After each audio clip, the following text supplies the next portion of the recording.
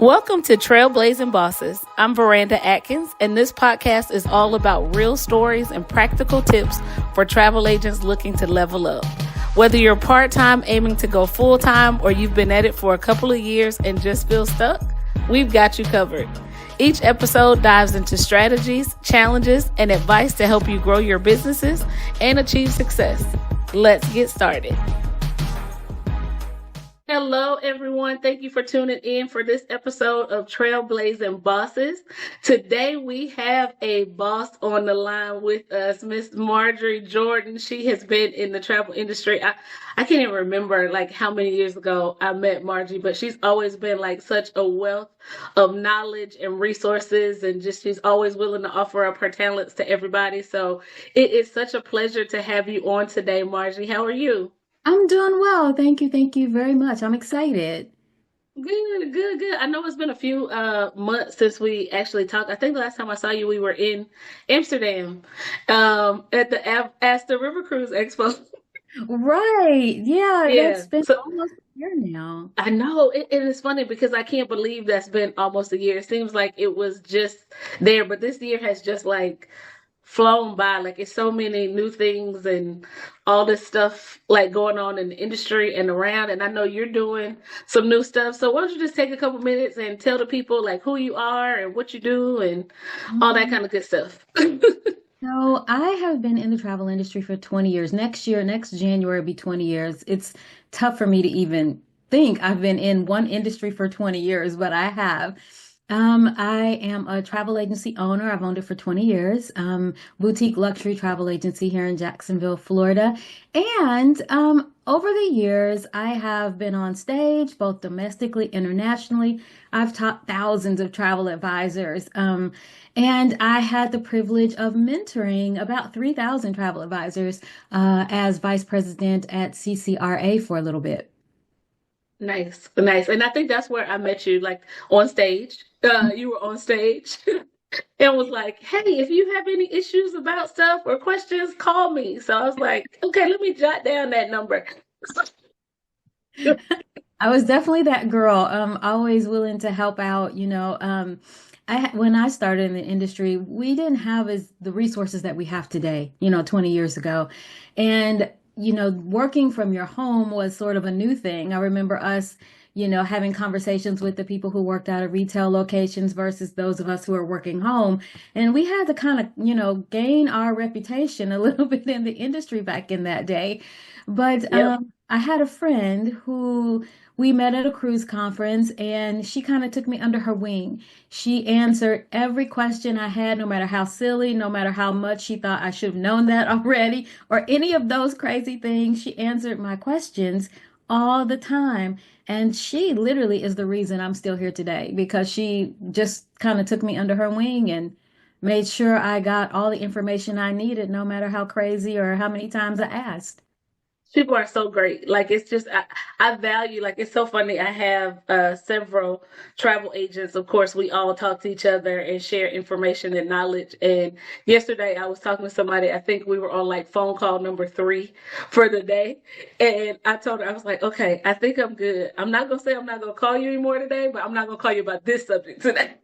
It's so important. I feel like you got to have your tribe, you Yeah. got to have a person or two or three that you can reach out to, especially when you're in a growth phase. Right now, I feel like I'm in a bit of a growth phase again, which sounds so crazy after 20 years, but I don't think you ever hit a level where you think you've arrived. You don't ever hit that level. And as technology changes, so does your agency needs. And Yep. so does your level of knowledge change. So the more resources you have, the better it gets. So I feel like I'm in that growth stage. So I'm out hunting for my tribe right now. Yeah, it's crazy because and that's one of the things. So you mentioned being in the industry for 20 years. Um, I think the travel industry kind of sucks you in. Like once you get in, it's hard to get out. And then especially once you meet your little tribe of people, if you get the right tribe of people, they're not gonna let you get out. Because when you get in like those slumps or those downfalls or whatever, it's like, girl, come on now, you got this, you can do, whatever. So it's kind of like we like, for lack of a better word, we bully each other into staying. Yes. Yes. I and to mean, stand into this industry, but it's one that we love because it's so. I laugh all the time about just like seeing my travel industry friends. Like it's hard. We never see each other here in America. It's always like, oh, I saw you. I saw you in Amsterdam. I saw you when we were in Jamaica. yes, So so it's it's kind kind of of like once you funny. get that tribe, but it's like, oh dang, they still going. Okay, let me get my act together so I can get on this next, whatever. So yeah, so that's great. So how did you get started in travel? Was this something you always wanted to do, or Mm-mm. okay? Gonna She say said, mm-mm. Nobody wants to do this, right? I always wanted to travel. Yes. When I was a kid, I was a different kind of kid, I like to say. I thought about things most people shouldn't be thinking about. Like when I was 13 years old, I was writing financial planners, like writing letters. We didn't have Get emails. out I was here! writing letters and asked him to take my $7 a week allowance and invest it for me. Wow, He actually wrote wow. back. He Okay, wrote back. But when I was a kid, I used to always dream about being an archaeologist. I'm a big dreamer, and for me, the way I deal with stress is I got to take my mind elsewhere. So I'm a big dreamer. I meditate. I do all those things. I got to take my mind out of this situation for a moment. So I've always been a big dreamer about places I want to go, things I want to do, what I imagine my life would look like as a kid and travel. I won't necessarily say it was it, but there was always this curiosity about faraway lands. Let's say that. And I didn't really travel. I traveled all over the US when I was married. And the first time I was married, my husband was a minister, and we traveled all over the US by car mostly because we had a family. We didn't really get in a plane and go anyplace. But the first big trip, I like to tell people my first solo trip was when I was uh, 12 years old. My first solo trip. I flew from Kansas City, Missouri to Anchorage, Alaska, all by my little self, to go spend the summer with my dad because he lived in Alaska. So it was my first solo trip. I do remember coming home, and having a run through the airport trying to catch a flight. I mean, what 12-year-olds doing that, right? What right. 12-year-olds doing that? So I guess in that sense, I was a bit independent, but I made it home fine. And that sparked a little bit of curiosity because I was excited to see Alaska. None of my friends, in middle school had been to Alaska, but I did. Yep, yep, So yep. when I grew up, and I still didn't really travel outside the US, but I ended up taking a cruise and landed myself in Jamaica. Didn't book one shore excursion. Girl didn't know nothing about shore excursions. We got off the boat and I thought, okay, I'm here. Let's go see what's in Jamaica. Right, right. Got off, jumped in a taxi, told him to take me someplace great to eat, take me to a beach. I just kind of did my thing. Sat and talked with the locals, had a great time, made it back to the ship on time. And I thought, life is so much slower here, but I like it, because we're used to that hustle, hustle, hustle. And life was slower and the pace was slower. And I didn't do any of the traditional stuff. I didn't do any, no segways, none of the Yeah, yeah, yeah. traditional tours. I spent my time with the locals. And from that moment, I decided that there had to be other people who wanted to travel like me. I mean, I want you to, I'm not saying don't take a shore excursion, She said, but I'm saying that wants that local interaction, that wants that connection, wants to feel a connection to a culture of some sort, something different than what you're used to. And that prompted me to start my travel agency. I took $100 and I took $100, found me a host agency that had some training because I knew zero. I knew nothing. The host agency was helpful, but I ended up taking the CTA class at the Travel Institute because I needed a foundation. There was way too many yeah, acronyms, way too many yeah. things I didn't understand. I just needed to get a base for how this industry worked. And so the Travel Institute gave that to me. And that's my story. That's how I got in. See, you know what? It's funny because I have to tell you that my mom actually used to live in Alaska. So that was one of the trips that I took by myself when I was very young was to Alaska too. So I did not know we had that in my mom lived in Anchorage. Probably, I guess I was maybe nine or 10. So this was like, okay, now I'm telling my age, about 85, 86, 1986. So yeah, it was crazy. And I took that plane ride and it was funny because everybody was like, what did you think about the plane ride? And I was like, well, I didn't like the takeoff, the turns, or the landing. Just discount the whole flight. I Right. don't So like that's what any my of mom it. said. She was like, so basically the whole flight. You didn't like the whole flight. Oh And I'm my, kind of still that way now, but that's a whole nother story for another day. But yeah. yeah, just getting into the travel industry. And I like that you said you decided to take a class to get some foundation because I think that's one of the things, as much as I love our travel industry, so many people think, oh, I love to travel. It'll be easy for me to sell travel and I can just start doing I see you shaking your head and that's exactly the point that I want to tell everybody. It's so much more into this, especially if you're serious about doing your craft. And I kind of liken it to like a doctor or something, right? Like if and obviously I know we don't save lives per se literally, but you think about if somebody told you, "Oh, I love the game of operation as a kid, so I decided to be a surgeon and I'm about to operate on you today." And it's kind of like, is that because you wouldn't let them do it? So why are you letting No. somebody say, "Oh, I took that one trip to Jamaica with no shore excursions, and now I'm gonna book your vacation that you get to take once or twice every year, and just leave it up to me and give me your money."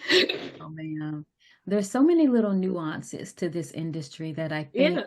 people miss. There's a lot of nuances, and some of those things in the early years, especially, caused me to make mistakes. Like when I started out, I think one of my very first bookings was an airline ticket.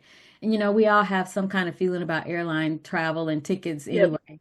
But she was traveling from New York, and I can't remember where she was going, but she specifically said, I want to go out of LaGuardia. But what did Margie do? Book her out of JFK.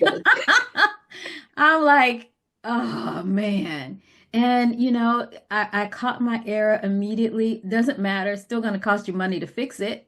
Yep. Doesn't matter if you Yep. caught it 2 minutes later. It's going to cost you Yep. money to fix it. So Yep. my first booking, I took the L. My very first booking, and it was just, it reiterated to me that there was still so much I needed to know about this industry, about protecting myself and just being careful, putting checks and balances in so I don't make crazy, dumb mistakes like that. But it happens. I think all of Yep. us make a mistake at some point in our career, but goodness gracious, we want to minimize that as much as possible. Yeah, my uncle used to always tell us when we were kids, when we would do something and then we have to learn the hard way. He was like, the best lesson is one that cost you something. And Yeah. so that's what he would always tell us. The best lesson is one that cost you something. You'll never do this again. And so Ever. it's a lot of that in the travel industry. But that's the great thing, like going back to the tribe thing, because now you can talk to people. And usually when we have those type of lessons, those are the first things we lead with when we're teaching somebody like, hey, make sure you know these airport codes. Make sure you know all this stuff and you know what it is your client wants to do. Because at the end of the day, you're ultimately responsible. Like it's not a go back to and say. I actually just had a new IC start a couple weeks ago, and it was funny because we went over CRM, and I was telling her like even though they're booking through the CRM, you still have to go book it with the supplier, and you want to book it as soon as they do it because if that price changes, you're on the hook. Well, the price changed. She hadn't booked it. And she was like, well, can I go back to the nope. That's coming out like but that now as soon as she gets that notification that a booking is done, she's like, I made the booking already. I made the booking already. And it's like, Only yeah, takes one time. yeah, it only takes that one time to do it. So it's crazy. And it's just so over the past, and then you just think about all you mentioned technology. So I'm going to switch out a little bit, but that technology is kind of what got her in that because back when we first started, you were making a booking in whatever system you had to make it in as soon as people booked. But now we have all these CRMs and tools and sign up pages and all that stuff. So what technology do you use or do you see has been like over the years, like coming into travel 20 years ago versus travel and technology now, like just all the changes that you think you've seen? Well, when I started, I remember starting with client base, and client Right. base never felt intuitive to me. It Mhm. just never did. No matter how many classes I took or how much training I took, it just didn't feel intuitive. So I bounced around from there. I tried less annoying CRM.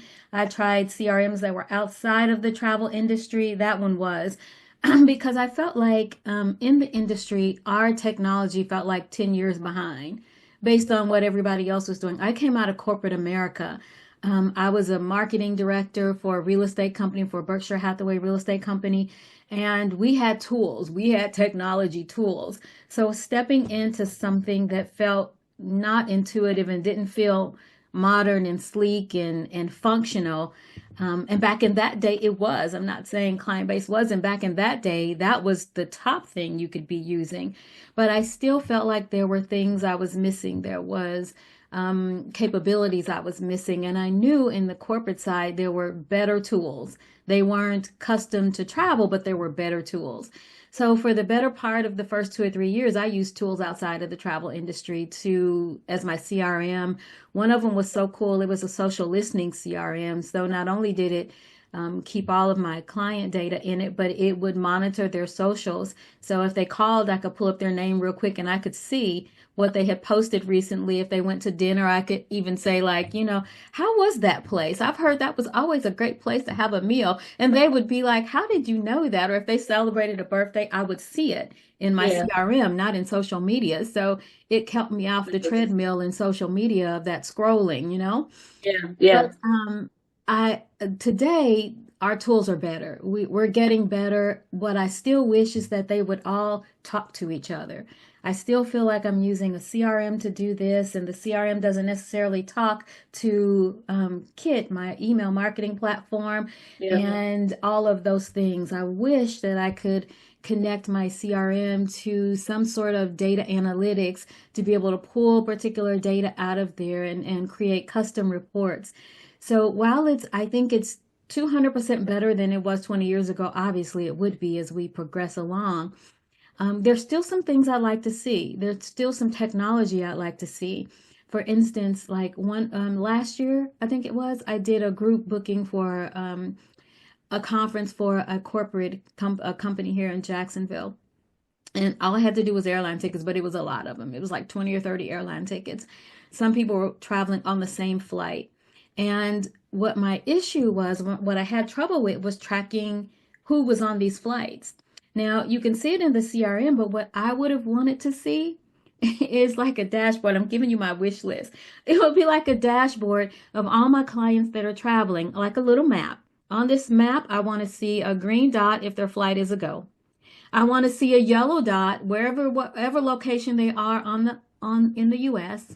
I want to see a yellow dot if their flight is delayed. I want to see a red dot if it's canceled, and I want to be able to click on that dot and see who's on that flight. That's what I want. And nice. when you've got 40, 50 people, and Yeah, sometimes yeah, when you're doing groups of that size and you're responsible for air, I want to know. I want to look at a glance and say, oh my gosh, okay, this flight's delayed. Click it, see who it is. When it's one or two people, I can monitor that. But when it's 50, 75, that's a little tough. That's a yeah, little yeah, tough. yeah, yeah. I had it's funny that you say that. A couple years ago, I had a group going down to Costa Rica, and there was a medical emergency on board, and they had to turn the plane around and go back. I think they had to go back to Houston or something.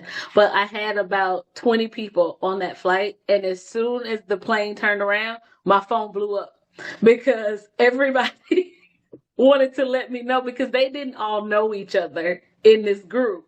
So that everybody wanted to let me know that that flight was delayed. So that little dot could have just been. So it was just crazy. And I was like, "We got you. It's okay." We're But working yeah, on something like that would be fantastic. It's so many different aspects of the travel stuff. So again, just going back to those people that say, "Oh, I love to travel," it's those things that pop up, and some of the stuff that happens to us when we're booking travel sometimes it's the first time it's happened.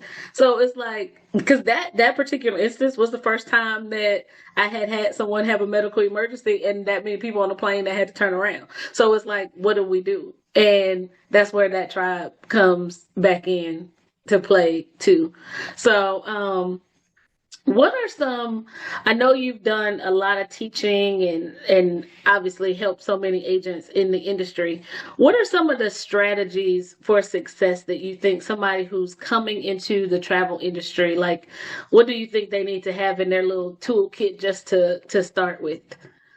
So definitely, I think you need a tribe. I'm going to just reinforce that because you're going to have 100 questions, a million questions, and you need somebody there to kind of jump in with some answers for you, and sometimes some really quick ones, depending on what you're Yep. working on in that moment. But I also think you need to have some strategy and some skill here. And this is the thing I see that happens with a lot of travel advisors. You come in and we start our businesses and we think, okay, I'm going to sell, I'm going to tell all my families and friends I'm in business and I'm going to start. Yeah, you can do that. But I promise you that family and friend business is not going to sustain you. And they're going to want a discount. They're going to want it as cheap as they can get it. They're not going to want to pay you a fee. So what you earn on those family and friends trips are going to be very little. And you're going to feel like you need to do that because you're just starting out, right? You're going to feel like you need to do that. So I take nothing away from starting that way, but you're going to have a plan. So what I used to tell travel advisors, like starting a business is like winking at a girl in the dark or a boy in the dark. You know, nobody knows you're doing it but you. If you start a business and you haven't set aside any money for marketing, any money for branding, any money for getting some visibility, nobody knows you're in business That's but it. Yep. you. And Yep. how in the world do you expect to grow a business if nobody knows you have it but you? Exactly. Right? Exactly. So Exactly. this is immediately one of the things you're going to have to address is how are you going to market the business and how are you going to get the word out? And you need a budget for that. Facebook, social media, Instagram, all those free is little to no exposure. Let's just be honest and call it what it is. It's little to no exposure, especially if you're just launching a business. You may be lucky and get in somebody's newsfeed from the algorithm, but the percentage of people that are going to actually see is small. It's really small. So if you're just playing on the socials as your means of marketing, it's going to be very, very slow growth unless you are a skilled marketer and know how to leverage social media to get the word out and to create helpful and useful content. Because if it's not helpful and it's not useful, social media is not going to play well with you. Yeah. Yeah. It Yeah. just For is sure. not going to play well. So for me, one of the bigger things that I like to tell people and to coach people about is what's your plan? How are we going to get the word out about this business and make sure that you actually have a plan for it, that you know what you're selling, you know who your client is, and you know how to target them and where they hang out. If we haven't answered those basic questions in the beginning, then all the classes you take and all the trips you've taken aren't going to matter. Your business isn't going to move. Like literally, it's not going to move. Yeah. Yeah, that's a big one. I think a lot of people just get in and I try to tell people too, like, of course you get in and you want to take every booking because, you're trying to get that revenue started and get the word out about selling travel or whatever. But I tell people they can't be afraid to say no to the bookings that don't align with what they're trying to do with their goals. Because if you spend all your time doing the stuff that is not what you want to do, you won't ever have time for the stuff that you want to do. Right. So yeah, so that's definitely a big one. And then like I know that you're doing I saw something on Facebook. So I'm gonna bring that up if it's okay for us to talk about that. I don't know if I talked about that before we talked. But tell us about what you got going on now because you mentioned your previous roles, but you didn't talk about current. Yeah, so I am taking on some coaching for travel advisors. And what I've decided to do is I'm kind of focusing on new people who are coming into the industry. Nice. And Okay. I've created an event. It's called How to Become a Travel Agent, a masterclass from a pro. And I'm going to break it all down, all the things we've talked about, all the nuances of being in the travel industry, and what you really need to get started because there are things that most people don't really talk about. Mostly what they want to know is how can I travel for free? We're not going to talk about that because there's no free trips. Let's be No, honest. not at all. You have to earn those trips and they're not free. They're discounted, but they're not free. Yep. And we're going to talk about insurance, seller travel laws, and we're going to talk about marketing and branding and what you're going to need to do. Because I think before you get in the industry, you need to make a decision if this is a commitment you want to make. Because Yeah. it's not as simple of I've been a traveler all my life and now I'm going to sell it and make money. You can do that, but you still need a plan. And Yeah. my goal is to help you decide whether this industry is for you and to help you make a plan. So when you get off of this master class, you will have that plan, you will know whether you want to do this, and you'll know exactly what your next steps are. Nice. Nice. I think that is what our industry needs is those people that want to come in and learn it and people that are willing to teach it quote unquote the right way. And I say the right way just because I've been in the industry as long as I have. And it's so many people that come I've seen obviously, and I know you have too. There's so many people that come into this industry and a year later you never see them again because they get in and they realize, oh wait, this ain't the Kool-Aid drink that I thought I was getting. It don't Something taste like what else. I thought. It's something else. And so you see those people come in and then you see them come out. But I think having that foundation is just a great entree into the industry because without it, I think that's why so many people get lost and they get in with, like you said, that whole free travel thing just blows my mind because I was like, if these walls of this office could talk, they would let you know that I'm working for pennies on a dollar some days. It's You not get that, true. It's definitely not. you get that truth. Oh my gosh. And I think the other thing I've noticed, and the reason I decided to take this route, what I've noticed is that I don't think there's a place that you can go and get information about becoming a travel agent that's like Switzerland, that's neutral. You're going to get, if it's from an MLM company, you're going to get an MLM sales pitch. Or if you start with a host agency, they of course want you to join their host agency. I'm kind of the neutral place. I'm trying to give you all of the details you need and help point you in the right path, whether that be with a host agency, whether you've got enough background in your past careers to even just launch with your own accreditation and that sort of thing. So I'm trying to be the neutral person and guide you in the right path and give you all the information without it being a commitment to become a part of anything initially. I think you need to make some decisions and understand what your business model opportunities are before you decide, okay, I'm just going to roll over here and join this host agency and learn. That might be your path, but I think you need to make some bigger decisions and some broader decisions first and get some education before you go left or right or straight forward. So I'm trying to be that neutral person at the crossroads and help you decide which path to take. You mentioned, so it's funny because I think I probably step in like where you leave off. So these people are coming Yes. in, and I kind of work with agents that have been established for a little bit, and like, okay, let's figure out some stuff to keep the business going and growing. But one of the things that you hit on in what you said is, do you have the experience from your past life to go independent? And Mm, I think so many people are like, oh, I heard that host agencies take your money and whatever your feelings are on that. If you have never had any kind of business organizational skills or something like that, plus you don't know anything about the travel industry, you may not be the not person to ready. go Let me independent. just say it. You're not ready. You are not ready for And this I think there's so level many of business. there's so many things out there. It's like you don't need, I see the ads and stuff for like you don't need a host. They're taking your money. You don't, but they're taking your money because they're teaching you some You're paying for basic service. foundations. Yes. Whether it's a good and even if it starts out, of course there's in everything there's good and bad versions of everything. So there's good host agencies, there's bad. And even if you get caught in what you think may be a bad host agency, they still taught you something. So Yes. is that path that you need to like figure out and just come in because that whole I'm just gonna be independent thing, it drives me crazy. It's not as easy as people It's think. not. It's You not. are the manager of it all. There's no support team to message. There's when your commission doesn't show up, you got to find it. You Yeah, have to yeah, track it yeah. down. And understanding, and the people that are initially thinking about going independent, it's a big jump. And I don't discourage them based on commission levels because commission is relative. You need to Sure. understand your numbers.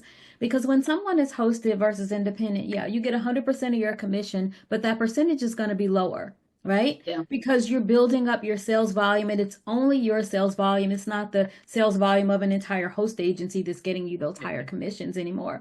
But when you're hosted, there's also nuances because a lot of advisors would say, oh, but I'm getting like 80% of 15, I'm getting 15% commission. I'm like, you're not. You're getting 80% of 15% commission minus your fees. Then tell me what percentage you're getting. I guarantee you it's almost close to what you're getting if you were independent. But Yep. it goes back Absolutely. to whether you can actually manage a business. Yeah, but all those It numbers goes goes back back to to that. all those numbers, Margie. I just want to say that goes back to your financial planning with your $7 allowance. Okay. It's always been there. I was an accountant in the former life, so it's always in my head. I'm like Yep. talking numbers all day, but Yep. there's a lot of nuances I think that people don't understand to going independent. That was part of my role at CCRA, and I've walked tons of people away from our booth at a trade show and walked them over to a host agency because you aren't ready for I'm this. clapping.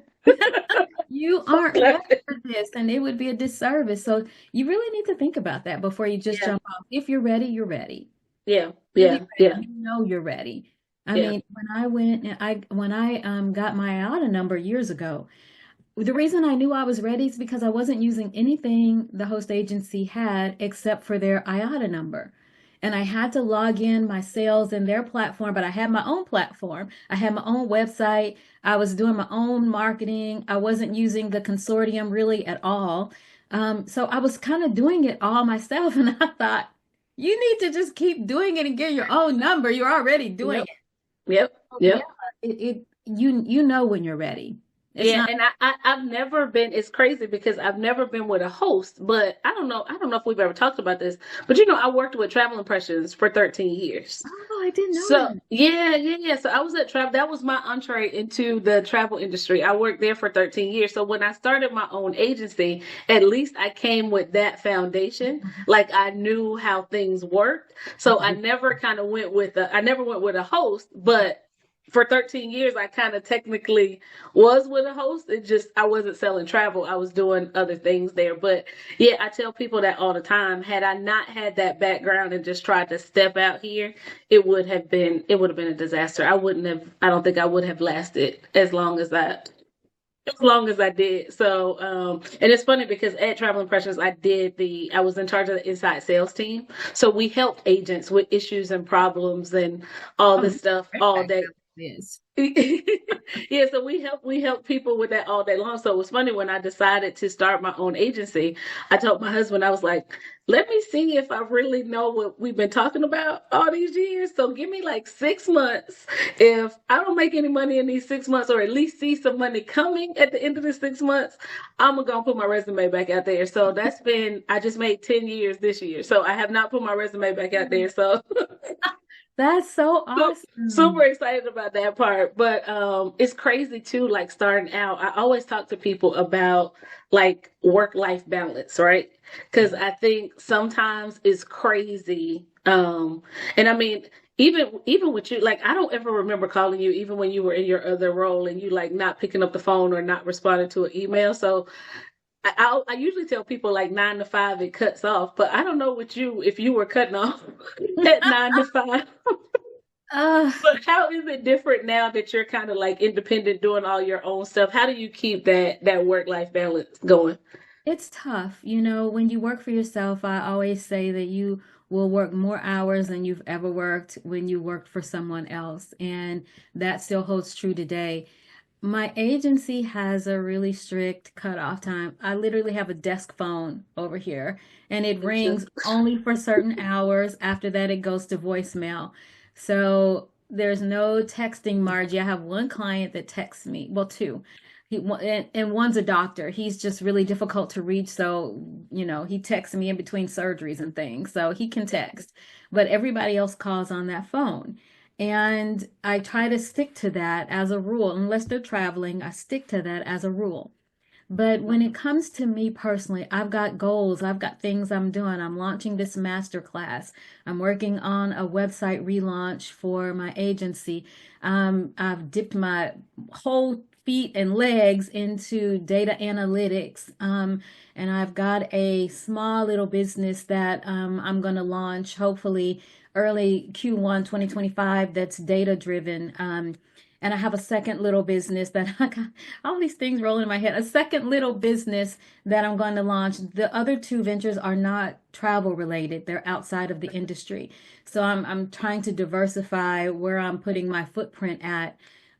But those things keep me working into the wee hours some nights. But realistically, you gotta shut it down sometime because I have a family. I'm a grandma. I have Oh, husband, you got to shut it down sometimes. So yeah. there are days, at least one day a week, that Margie does nothing.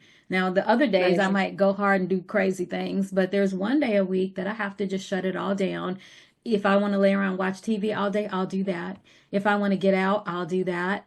If I don't want to do anything but read a book, I'll do that because I love to read. So, you got to have some kind of mental capacity to shut yourself down and move away from the hustle all the time and get back to some real life because ultimately we all have a life. I hope you do.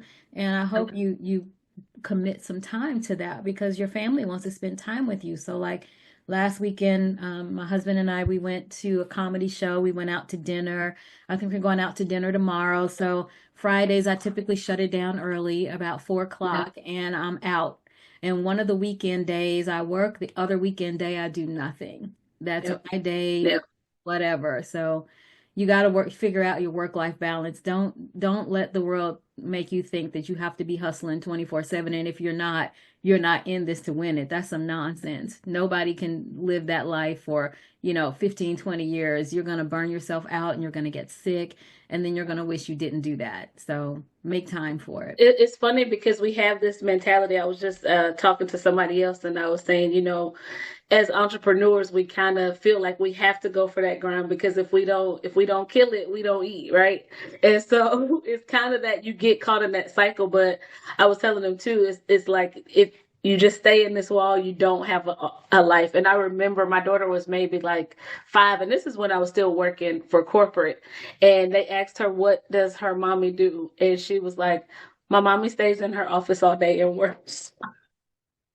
And I was Oh my like, gosh, that's okay. terrible. I said, but that's not all I do. I take you to karate and we play outside.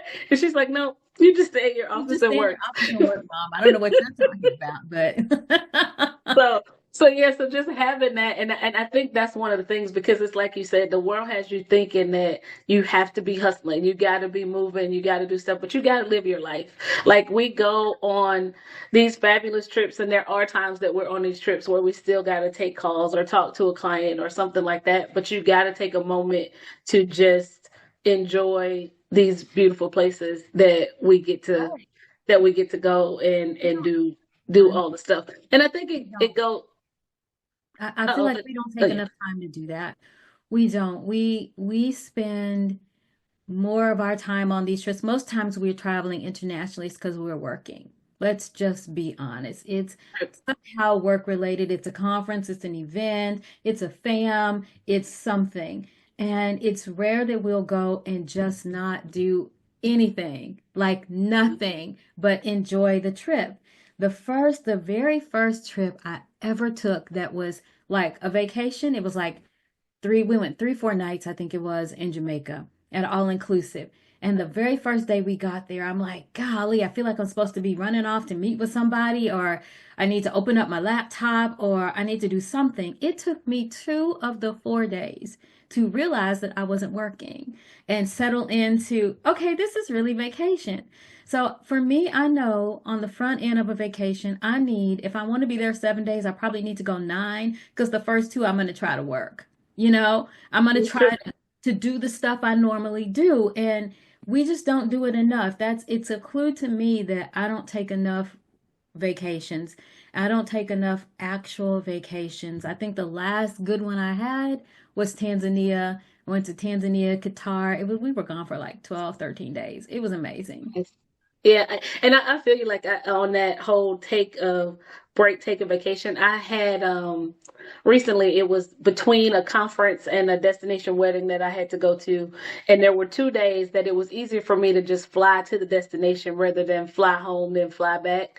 And I was trying to fill that time with like site inspections and all this other stuff, and I finally just like you don't have to go do something. Like it's okay for you to just sit at the resort that day. Like you don't have to go do anything. And I Go was get like, a you know what? I'm cocktail. talking to myself, and I'm like, you know what? You're right. Just don't book it. And so Get I a just cocktail and let. go to the pool. Yeah, I was like, whoa. And it's funny because Shantae, everybody knows Shantae is my business partner with ABTP. I think me and her had gone on maybe like 3 trips together, and she was like, you realize that we have never been to the pool together? We've never. And I was like, you know what? You're right. So it's like we packing a swimsuit. We doing Yeah, something. that is so Yeah, funny. she was like, this is like the third trip that you done took me on. And I was like, look, we gotta get it. But Gotta it's get better. okay to do that. But we just get this like in our minds. So it's just crazy.